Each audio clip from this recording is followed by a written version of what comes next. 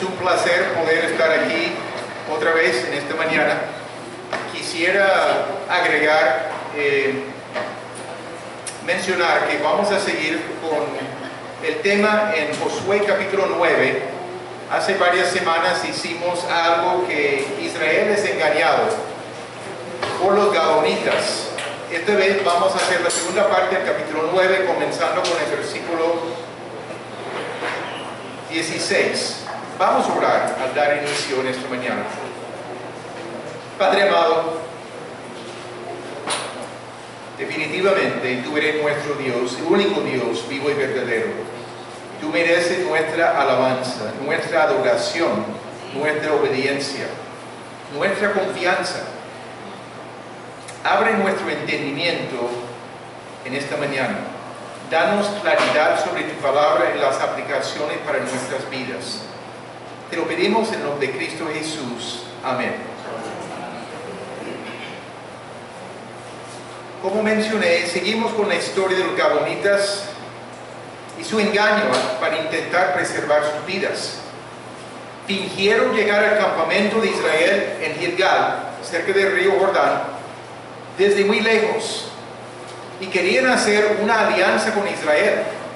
José y los líderes hicieron preguntas de ellos, pero al fin decidieron creerles y hacer la alianza. Tomaron esa decisión sin haber consultado con Dios. Era el punto grave. Después de sus momentos especiales en la presencia de Dios en los montes Gerizim y Ebal, el capítulo anterior, los últimos versículos, debe ser que sintieron invencibles y pensaron que podrían tomar la decisión basada en su propia sabiduría. Eran vulnerables en esos momentos al pensar que no era necesario consultar con Dios. Las consecuencias eran significativas, como veremos en este pasaje. Como de costumbre, hay lecciones para nosotros. Les invito a abrir sus Biblias en Josué 9, versículos, inicialmente vamos a leer 16 y 17. Pasados 3 días, después de que hicieron alianza con ellos, oyeron que eran sus vecinos y que habitaban en medio de ellos. Y salieron los hijos de Israel. Y al tercer día llegaron a las ciudades de ellos. Sus ciudades eran Gabaón, Capira, Beerot y Kiriat Jearim. El engaño se descubre. Puede seguir. Después de 3 días de haber hecho la alianza con ellos, oyeron que eran sus vecinos y habitaban entre ellos. Era una de las naciones que debía ser destruida por sus prácticas tan abominables delante de Dios.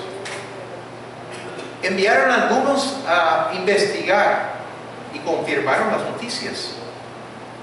Descubrieron a la ciudad de Gabaón y sus 3 ciudades dependientes.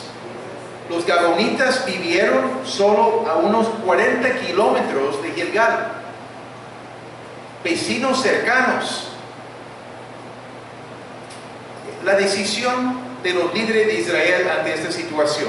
Vamos a leer los versículos 18 al 27. Y no los mataron los hijos de Israel, por cuanto los príncipes de la congregación les habían jurado por Jehová, el Dios de Israel. Y toda la congregación murmuraba contra los príncipes. Mas todos los príncipes respondieron a toda la congregación: nosotros les hemos jurado por Jehová, Dios de Israel. Por tanto, ahora no les podemos tocar. Esto haremos con ellos, les dejaremos vivir, para que no venga ira sobre nosotros por causa del juramento que les hemos hecho. Dijeron pues de ellos los príncipes: dejadlos vivir, y fueron constituidos leñadores y aguadores para toda la congregación. concediéndoles la vida según les habían prometido los príncipes. Y llamándolos Josué, les habló diciendo: ¿por qué nos habéis engañado, diciendo, habitamos muy lejos de vosotros, siendo así que moráis en medio de nosotros? Ahora pues, malditos sois, y no dejará de haber entre vosotros siervos, y quien corte la leña y saque el agua para la casa de mi Dios. Y ellos respondieron a Josué y dijeron: como fue dado a entender a tus siervos que Jehová tu Dios había mandado a Moisés, su siervo, que os había de dar toda la tierra, y que había de destruir a todos los moradores de la tierra delante de vosotros. Por esto temimos en gran manera por nuestras vidas, a causa de vosotros, e hicimos esto. Ahora pues, henos aquí en tu mano, lo que te pareciere bueno y recto hacer de nosotros, hazlo. Y él lo hizo así con ellos, pues los libró de la mano de los hijos de Israel, y no los mataron. Y Josué los destinó aquel día a ser leñadores y aguadores para la congregación y para el altar de Jehová en el lugar que Jehová eligiese, lo que son hasta hoy. Vemos algunos detalles aquí de esta sección. No los mataron por el juramento que habían hecho en nombre de Jehová, el Dios de Israel. Habían hecho el juramento por Jehová. Y esto tiene sus implicaciones. Hubo murmuración de parte del pueblo contra sus príncipes. Tenían una responsabilidad de destruir a todos los pueblos de Canaán. Y no lo hicieron con Gabaón. Los demás pensaron que los príncipes no actuaron con buen criterio. Y tenían razón. No consultaron a Dios, no examinaron adecuadamente. Los príncipes respondieron a todos: el juramento hecho por Jehová Dios de Israel era demasiado importante para quebrantarlo. Quebrantar el pacto hecho iba a haber traído la ira de Dios sobre Israel como consecuencia. Tenían que dejarlo vivir a este pueblo, pero iban a ser siervos de Israel. Iban a ser leñadores y aguadores para toda la congregación. Mucho trabajo, pero tenían sus vidas. Josué llamó a los gabaonitas y preguntó por qué habían actuado con astucia. Los versículos 22 y 23 que leímos. Pregunta: ¿por qué nos habían engañado diciendo que vivían muy lejos? Fueron malditos e iban a tener que ser leñadores y aguadores para la casa de su Dios. Una referencia al tabernáculo de ese tiempo. Para no darles la oportunidad de seguir sus prácticas abominables delante de Dios, ese pueblo iba a tener que servir a la adoración a Jehová, el Dios de Israel. Interesante.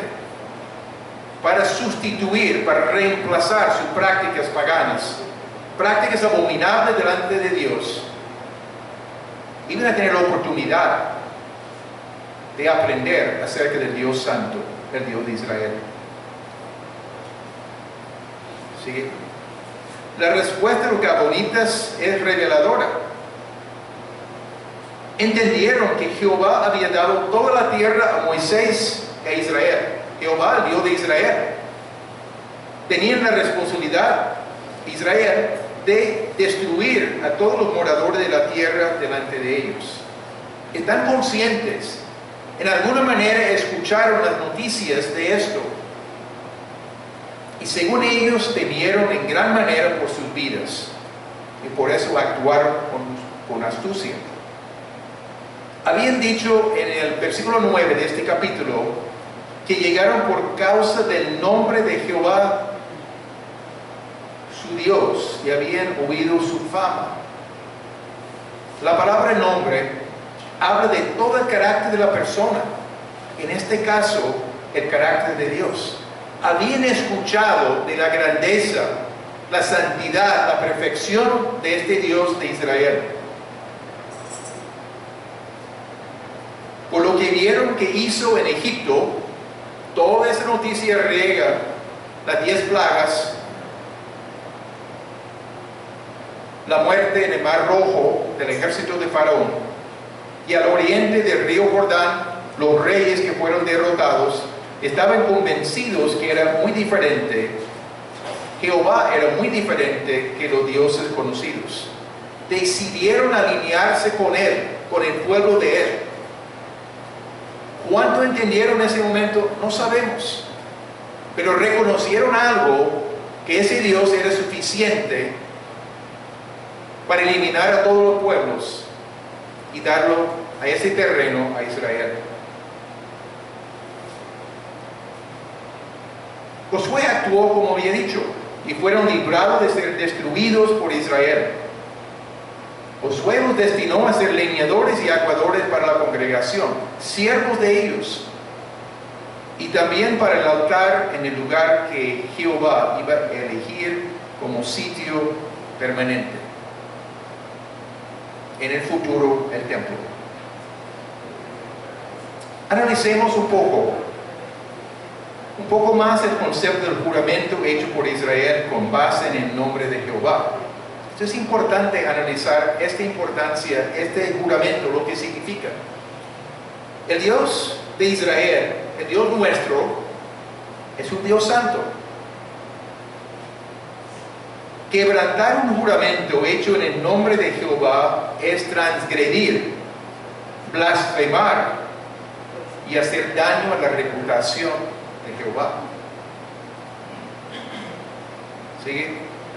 Puesto que los judíos eran el pueblo de Dios, debían tener una moralidad individual y nacional que reflejaba el carácter de su Dios. Cumple su palabra, actúa con justicia, es santo. La nación de Israel tenía la responsabilidad de guardar cualquier juramento hecho por el nombre de Jehová. No es poca cosa jurar en el nombre de Jehová, el Dios de Israel. El Salmo 15, versículos 1 al 4, expresa el principio universal claramente aquí, de lo que es la voluntad de Dios. Jehová, ¿quién habitará en tu tabernáculo? ¿Quién morará en tu monte santo? El que anda en integridad y hace justicia y habla verdad en su corazón. El que no calumnia con su lengua, ni hace mal a su prójimo, ni admite reproche alguno contra su vecino. Aquel a cuyos ojos el vil es menospreciado, pero honra a los que temen a Jehová. El que aún jurando en daño suyo, no por eso cambia. Sigue. Este salmo muestra el nivel de integridad que Dios espera de sus hijos. Aun si alguien jura en daño suyo, como en este caso Josué y los príncipes, no por eso cambia. Es importantísimo representar correctamente el carácter de Dios. Importantísimo para nosotros, como sus hijos, hacer esto. En Josué 10 vamos a ver otra manera como Israel guardó el pacto hecho con los gabaonitas contra sus enemigos. Fueron atacados, Israel los rescató. Vamos a mirar a la historia de Israel. Años más tarde el juramento fue quebrantado por Saúl.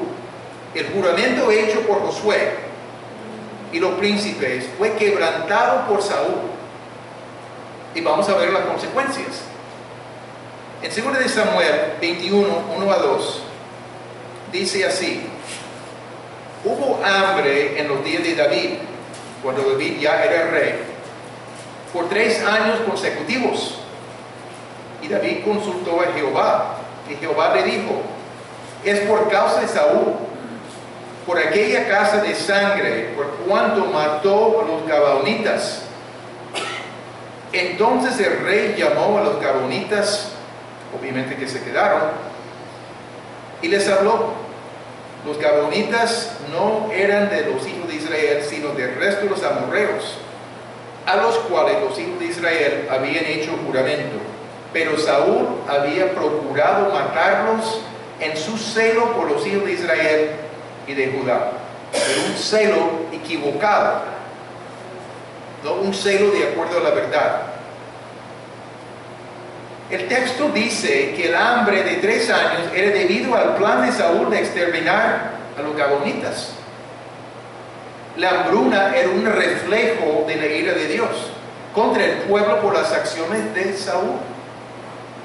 El juramento de Josué fue hecho 400 años antes, pero fue considerado grave de parte de Jehová. ¿Sí? Hay otro pasaje en Ezequiel que muestra la actitud de Dios hacia los juramentos quebrantados. Dios envió un mensaje a su pueblo que Nabucodonosor de Babilonia iba a llevar al rey de Judá y los nobles a Babilonia, e iba a nombrar a Sedequías como rey en Jerusalén. Aunque debilitada, la nación podría seguir en su tierra si permanecía fiel a Nabucodonosor.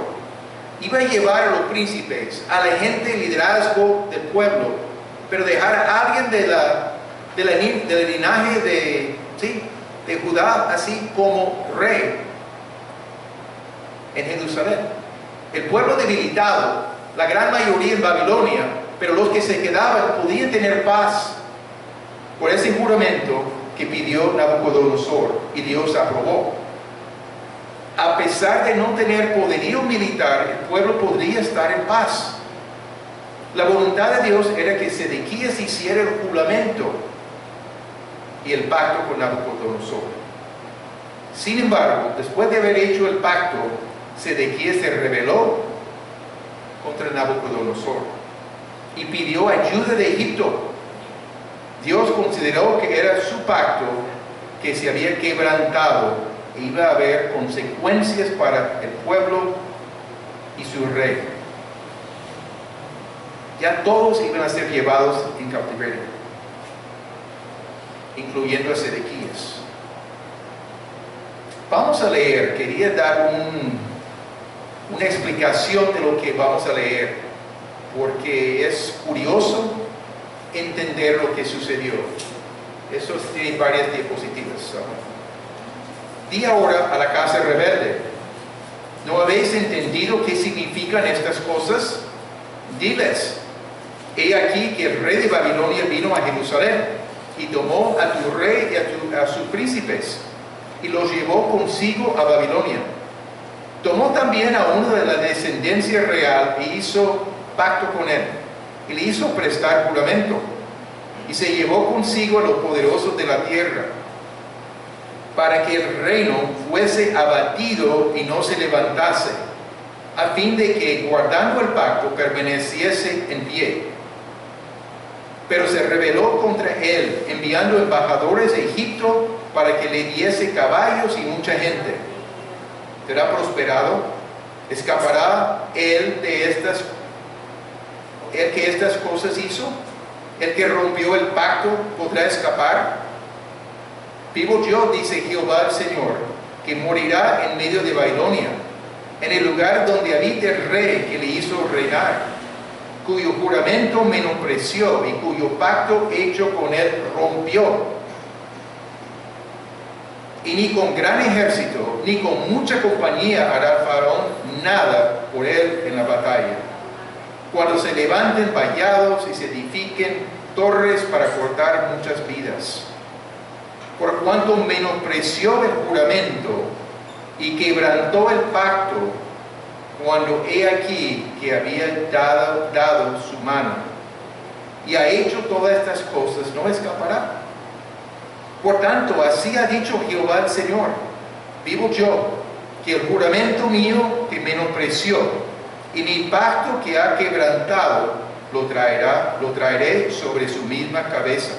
Extenderé sobre él mi red y será preso en mi lazo, y lo haré venir a Babilonia, y allí entraré en juicio con él por su prevaricación con que contra mí se ha rebelado.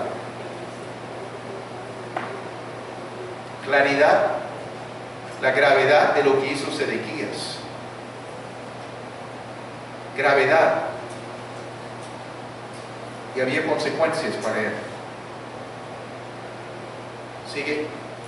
No hay duda de que Dios aborrece el quebrantamiento de los pactos o juramentos. Josué y los príncipes hicieron lo correcto en no violar el juramento hecho. Hicieron lo correcto. No era correcto no haber consultado con Dios, pero habiendo hecho el juramento, estaban obligados a guardarlo. Miremos al Nuevo Testamento al respecto. En Mateo 5, 33 al 37, Jesucristo hablando aquí. Además habéis oído que fue dicho a los antiguos, no perjurarás, sino cumplirás al Señor tus juramentos. Pero yo os digo, no juréis en ninguna manera, ni por el cielo, porque es el trono de Dios, ni por la tierra, porque es el estrado de sus pies, ni por Jerusalén, porque es la ciudad del gran rey, ni por tu cabeza jurarás, porque no puedes hacer blanco o negro un solo cabello. Pero sea vuestro hablar sí, sí, no, no, porque lo que es más de esto, de mal procede. En el tiempo de Jesucristo, los fariseos y los escribas pensaron que solo los juramentos hechos por el nombre de Dios eran de cumplimiento obligatorio. Entonces, si hacen un juramento por el cielo, piensen que ya no es obligatorio. Pero Jesucristo está diciendo al contrario. Pero para enfatizar sus palabras sin sentir la obligación de cumplirlas, juraron por el cielo, o por Jerusalén, o por la tierra, o por su cabeza, bajo la penalidad de perder su cabeza como castigo, o sea, morir. Pero no tenían ninguna intención de cumplir. Manera de evadir responsabilidad. Jesús estaba en contra de la hipocresía de ellos, claramente. El énfasis de Jesús era de afirmar la verdad. No era necesario jurar para decir la verdad. No tengo que decir, juro por Dios, juro por el nombre de mi mamá, nada semejante. Si decimos sí, es suficiente. Si decimos no, es suficiente. No tenemos que jurar. Nuestro carácter debe reflejar el carácter de Dios. Implica hablar la verdad siempre. Santiago 5:12 dice algo muy parecido. Pero sobre todo, hermanos, no juréis ni por el cielo, ni por la tierra, ni por ningún otro juramento, sino que vuestro sí sea sí y vuestro no, no, para que no caigáis en condenación.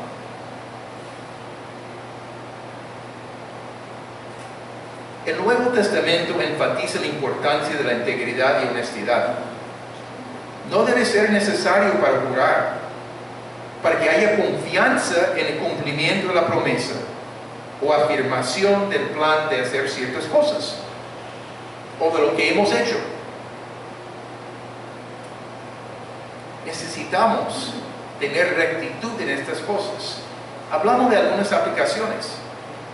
Por ejemplo, el principio claramente aquí, la voluntad de Dios es que cumplamos nuestra palabra, sea por medio de un juramento, voto, promesa o simplemente una afirmación, sí o no.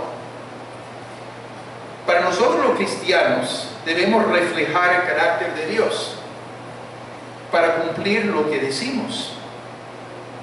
No hay necesidad de agregar énfasis a nuestras afirmaciones. Las palabras sí o no deben ser suficientes. Pero las palabras son fáciles. Pero no debemos hablar para impresionar a otros, sino decir la verdad. Si no estamos en condición de hacer algo, mejor decir no puedo, no quiero. Además, es necesario cumplir con lo que hemos dicho. No podemos solo hablar para salir del paso, sin ninguna intención de cumplir lo que hemos dicho. Somos representantes de Dios y nuestra vida debe reflejar el carácter de Dios. Entonces, ¿qué hacemos? Sigue. ¿Cómo respondemos? Si nos comprometemos a hacer algo, ¿lo llevamos a cabo? ¿Tenemos toda la intención de llevarlo a cabo? En situaciones de negocios, si nos comprometemos a entregar un servicio o producto, ¿cumplimos?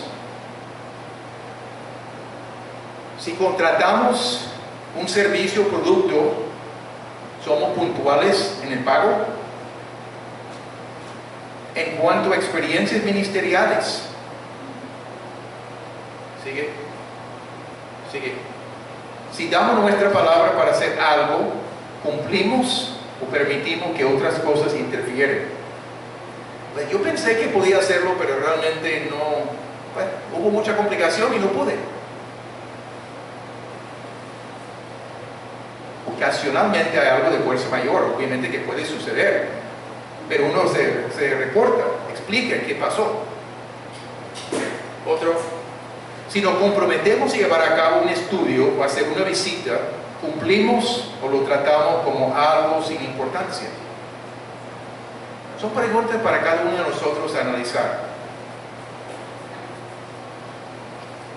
No es necesario hacer algo tan serio como un juramento en el nombre de Jehová, como hizo Israel, para tener que responder por nuestras palabras, nuestra manera de pensar. Reconocemos que nuestras palabras y el cumplimiento de ellas son un reflejo del carácter de Dios. Si no estamos conscientes de esta realidad, podemos estar dando motivos para la gente criticar a Dios por el comportamiento de nosotros, sus hijos. Somos el representante de Dios para muchas personas. Si proclamamos ser hijo de Dios, en cualquier forma que se explique, soy cristiano, soy seguidor de Jesucristo, soy discípulo de Jesucristo, no importa la forma de expresarlo. Si la gente sabe que profesamos ser seguidor de Jesucristo y no vivimos de acuerdo a esto, con nuestras palabras, en nuestras acciones, nuestras intenciones, fácilmente piensan mal de Dios. Ese Dios de los cristianos no es justo, no es tan santo como dicen. Bueno, no es verdad. Dios sí es. El problema es que a veces nosotros, sus hijos, no siempre vivimos de acuerdo a lo que debemos vivir. Yo quisiera terminar con otra sección aquí que habla de la gracia de Dios tan especial. La evidencia de la gracia de Dios hacia los gabonitas. El motivo de Dios de destruir por completo los pueblos de Canaán era por sus prácticas abominables. Los pueblos más lejanos no tenían que morir, pero los pueblos de Canaán tenían prácticas tan abominables como sacrificio de hijos en el fuego, el ocultismo, muchas cosas que eran aborrecibles para Dios. Dejarlos vivos corrían el riesgo de contaminar a Israel. Tenían que eliminarlos. Sin embargo, Dios aprobó la decisión de perdonarles sus vidas. En el caso de Gabaón, llegaron a ser leñadores y aguadores para el tabernáculo. Allí con estas tareas estaban expuestos a la adoración del Dios verdadero y podían escuchar instrucciones de la palabra de Dios. Aprender por qué sacrificaban animales, por qué tenían que confesar poniendo sus manos sobre la cabeza del animal antes de degollar el animal y el sacerdote recoger la sangre. Era una especie de sustituto. El animal muriendo en vez del hombre por el pecado del hombre.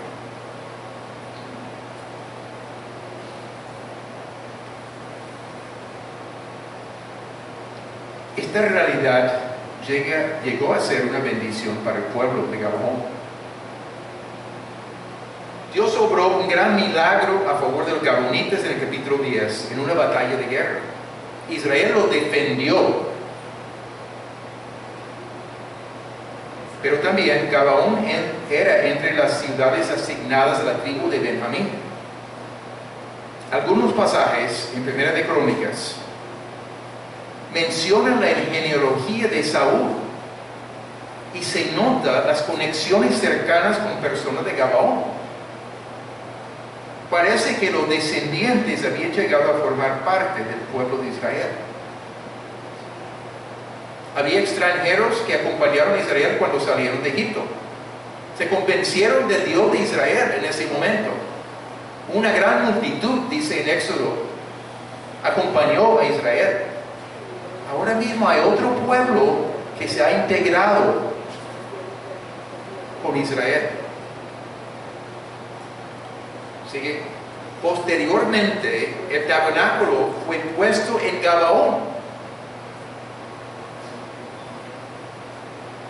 El templo ambulante, el tabernáculo, que representaba el lugar santísimo allí, la presencia de Dios,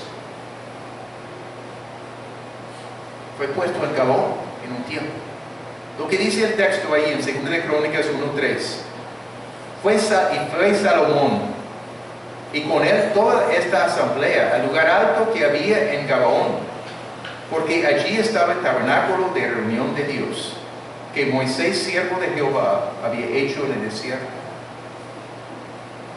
Fascinante. Más tarde, un gabaonita participó en la reedificación del muro de Jerusalén en el tiempo de Nehemías. Dice el texto, Nehemías 3:7, junto a ellos restauró Melatías gabaonita y Hadón meronotita, varones de Gabaón y de Mizpa, que estaban bajo el dominio del gobernador del otro lado del río.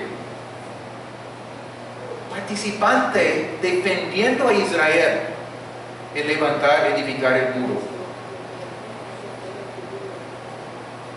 Lo que inicialmente era una maldición sobre los gabaonitas, al tener que ser esclavos de los israelitas, llegó a ser una bendición de parte de Dios para ellos. Su gracia perdona y bendice a nosotros que no merecemos nada, sino juicio de parte de Dios. Los gabaonitas, como nosotros, eran beneficiarios de la gracia de Dios. Nosotros recibimos salvación por la gracia de Dios, no por nuestras obras, no porque somos buena gente. Nada de esto. Ustedes ya lo entienden perfectamente bien. Dios trató a Gabaón, sus moradores, de la misma manera, por su gracia. Debemos maravillarnos de la grandeza de la gracia de Dios.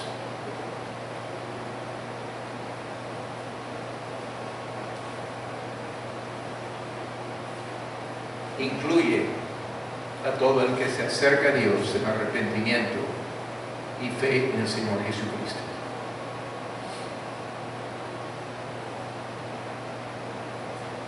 Gabaón no era merecedor de nada. Nosotros tampoco. Oremos. Padre amado, Gracias te damos por tu palabra, por la importancia de cumplir lo que decimos delante de ti, delante de los hombres. Obra en nosotros para darnos sensibilidad a la importancia de hablar correctamente lo que es la verdad delante de ti y delante de nuestro prójimo, nuestros hermanos en la fe. Pero gracias te damos también, Padre, por tu gracia, la grandeza de tu gracia que nos da lo que no merecemos, salvación en Cristo Jesús.